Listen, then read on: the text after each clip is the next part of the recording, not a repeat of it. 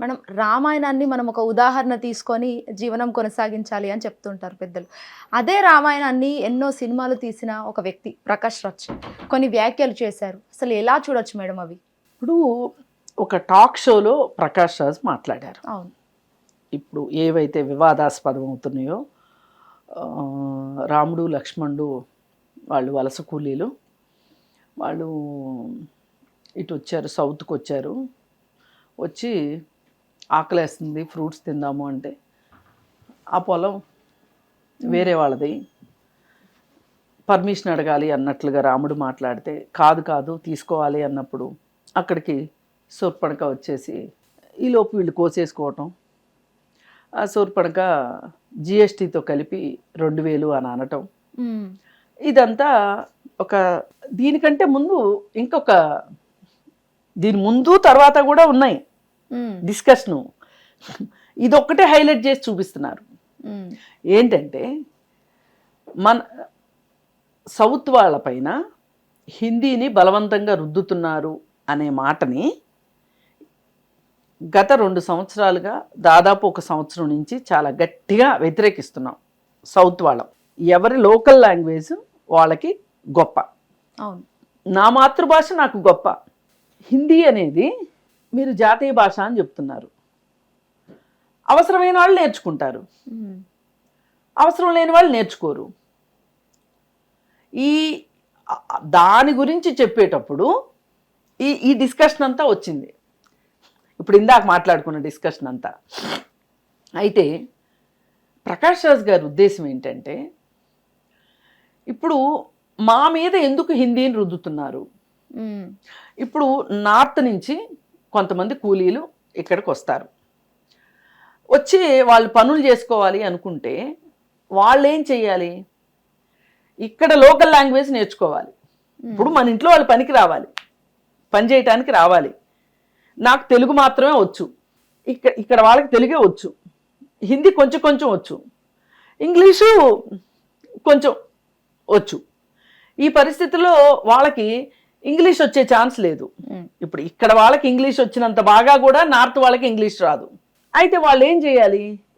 ఎక్కడైతే మనం పని చేయాలనుకుంటున్నామో అక్కడ లోకల్ లాంగ్వేజ్ నేర్చుకోవాలి వాళ్ళు. ఈ మాట ఎందుకు అనాల్సి వచ్చింది ప్రకాష్ రాజ్ గారు? ఇప్పుడు మన వాళ్ళు ఎవరున్నా ఇక్కడి నుంచి కూడా నార్త్ కూడా వెళ్తుంటారు. ఇప్పుడు సూరత్లో బోల్డ్ మంది తెలుగు వాళ్ళు ఉన్నారు, యూపీలో ఉన్నారు, మధ్యప్రదేశ్లో ఉన్నారు, రాజస్థాన్లో ఉన్నారు, ఈ ఢిల్లీలో అంటే సరే చెప్పక్కర్లేదు. మరి ఇక్కడ వాళ్ళంతా వెళ్ళి ఏం చేస్తున్నారు? మాకు తెలుగు వచ్చు కాబట్టి మీరు తెలుగు నేర్చుకోండి అని అనట్లేదుగా. వీళ్ళు హిందీ నేర్చుకుంటున్నారు. ఎందుకు? వీళ్ళ పనికి అవసరం కాబట్టి నేర్చుకుంటున్నారు. అట్లాగే మా మీద ఎందుకు మీరు హిందీ నేర్చుకోవాలని రుద్దుతారు? ఎవరైతే ఇక్కడికి వస్తారో వాళ్ళు హిందీ నేర్చుకుంటే సరిపోతుంది కదా అనేది ప్రకాష్ రాజ్ ఉద్దేశం. ఇప్పుడు ఈ హిందీ రుద్దే దీంట్లో ఇంగ్లీష్లోనే పాఠ్య బోధన జరగాలి అనే దీంట్లో లోకల్ లాంగ్వేజెస్ నలిగిపోతున్నాయి, లోకల్ లాంగ్వేజెస్ కనుమరుగైపోతున్నాయి. లోకల్ లాంగ్వేజెస్ అంటే మన తెలంగాణ ఆంధ్రాకి తెలుగు, కర్ణాటకకి కన్నడ, తమిళనాడులో తమిళ్, కేరళంలో మలయాళీ. మనం మన భాషల్ని, మన ప్రాంతీయ భాషల్ని మనం రక్షించుకోవాలి అనే ఉద్దేశంతో ప్రకాష్ రాజ్ ఈ విధంగా చెప్పడం జరిగింది. ఈ ప్రాసెస్లో అందులో వాస్తవం ఉంది కదా, దాని గురించి ఎవరు మాట్లాడట్లా. మన సౌత్ వాళ్ళు కూడా దాని గురించి మాట్లాడట్లా. సౌత్ వాళ్ళల్లో కూడా ఎవరు ఈ బీజేపీ పార్టీని నమ్మేవాళ్ళు కానీ, హిందుత్వవాదులు కానీ, హిందూ మతాన్ని నమ్మేవాళ్ళు కానీ, వీళ్ళు తెలుగు వాళ్ళు అయినప్పటికీ వీళ్ళు ప్రకాష్ రాజ్నే తిడుతున్నారు. ప్రకాష్ రాజ్ని తిట్టడానికి కారణం ఏంటి అంటే, ఇప్పుడు ఇలా రామాయణంలో పాత్రల గురించి ఇలా ఎక్స్ప్లెయిన్ చేశాడు కదా అనే దాని మీద కోపం వచ్చింది వీళ్ళకి. సరే, వీళ్ళది ధర్మాగ్రహం అవునా కాదా అనే దానికంటే కూడా అతను ఇంకొక జోక్ను కూడా, ఇంకొక విమర్శను కూడా కలిపాడు దాంట్లో. అదేంటి అంటే, ఇప్పుడు జిఎస్టీ అనేది పెట్టి మోడీ మనందరి దగ్గర జిఎస్టీ వసూలు చేస్తున్నారు. జిఎస్టీ వసూలు చేసుకొని ఆయన దగ్గర పెట్టుకొని మీకు అవసరమైనప్పుడు మీకు ఇస్తా అంటున్నాడు. ఏంటది ఆ ఇస్తా అంటం ఏంటంటే, ఇప్పుడు ఒక తండ్రి ఉన్నాడు, ఉమ్, 4 కొడుకులు ఉద్యోగాలు చేస్తున్నారు, 2 కూతుర్లు ఉద్యోగాలు చేస్తున్నారు, అంటే 5 ఆ ఇంట్లో ఉద్యోగం చేస్తున్నారు.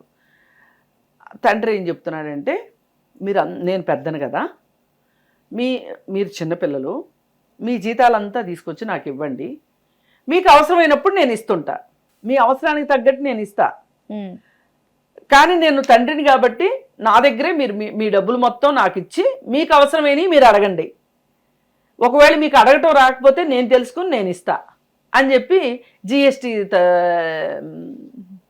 ఆయన వసూలు చేసుకుని ఆయన తీసుకెళ్ళిపోతున్నాడు. మనం జిఎస్టీ కట్టేయాల్సిందే, ఏ వ్యాపారస్తుడైనా జిఎస్టీ కట్టేయాల్సిందే, ఉమ్, రాష్ట్ర ప్రభుత్వాలు కూడా కట్టేయాల్సిందే. అవన్నీ ఢిల్లీకి వెళ్తున్నాయి. ఢిల్లీకి వెళ్ళిన తర్వాత వాళ్ళు ఇస్తున్నారు.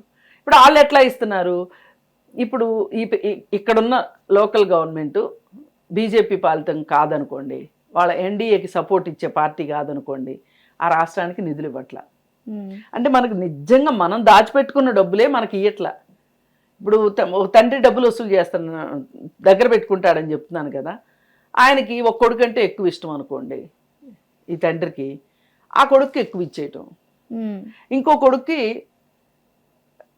అసలు ఇవ్వకపోవటం, తక్కువ ఇవ్వటం, ఇట్లా చేస్తే మనకు ఎంత కోపం వస్తుంది. ఆ కొడుకుల స్థానంలో మనం ఉన్నాం అనుకోండి, ఎంత కోపం వస్తుంది. అట్లాగే మోడీ బీజేపీ పార్టీ కానీ ఎన్డీఏ పాలనలో లేని రాష్ట్రాల పట్ల అట్లాగే వ్యవహరిస్తున్నాడు. ఇప్పుడు చంద్రబాబు నాయుడు గారు ఆయన ఎన్డీఏలో ఉన్నాడు కాబట్టి ఆంధ్రాకి నిధులు బాగా వస్తున్నాయి. అదే తెలంగాణ, ఇప్పుడు కాంగ్రెస్ తెలంగాణకి నిధులు ఇవ్వట్లేదు. మరి ఆదాయం వెళ్ళట్లేదా తెలంగాణ నుంచి అంటే వెళ్తుంది, ఇవ్వట్లేదు. అందుకని శూర్పణఖ 2000 జిఎస్టీతో కలిపి అనే మాటని, ఆ జిఎస్టీని ఒక జోక్ చేయాలి అనే ఉద్దేశంతో అట్లా జోవియల్గా చెప్పారనమాట. హిట్ టీవీ యాప్, ఇందులో short news, live news, entertainment shows, movies, digital magazines తో పాటు మీ జిల్లా వార్తలను కూడా ఫ్రీగా చూడొచ్చు. ఇంకెందుకు ఆలస్యం, వెంటనే హిట్ టీవీ యాప్ ని డౌన్లోడ్ చేసుకుని ఫ్రీగా ఎంటర్టైన్మెంట్ పొందండి. Hit TV app. Hit TV app. Please download hit TV app. Hit TV app ని ఫ్రీగా డౌన్లోడ్ చేసుకొని ఎంజాయ్ చేయండి. మీకు నచ్చిన ఎంటర్టైన్మెంట్ కోసం హిట్ టీవీ యాప్ ని ఫ్రీగా డౌన్లోడ్ చేసుకుని ఎంజాయ్ చేయండి. హిట్ టీవీ యాప్ ని డౌన్లోడ్ చేసుకుని ఆస్వాదించండి, ఆశీర్వదించండి. ఇంతమంది సెలబ్రిటీలు హిట్ టీవీ యాప్ ని డౌన్లోడ్ చేసుకోండి అని చెప్తున్నారంటే ఎంత మంచి యాప్ ఆలోచించండి. అమెరికా అమెరికా అమెరికా అమెరికాలో చదవాలనుకునే వాళ్ళకి విశ్వసనీయమైన పేరు మన శౌర్య కన్సల్టెన్సీ. UK లో 1 year masters, UK లో 1 year masters, 2 years work permit up to 5 years visa. Contact Saurya Consultancy. Contact 89851 89851.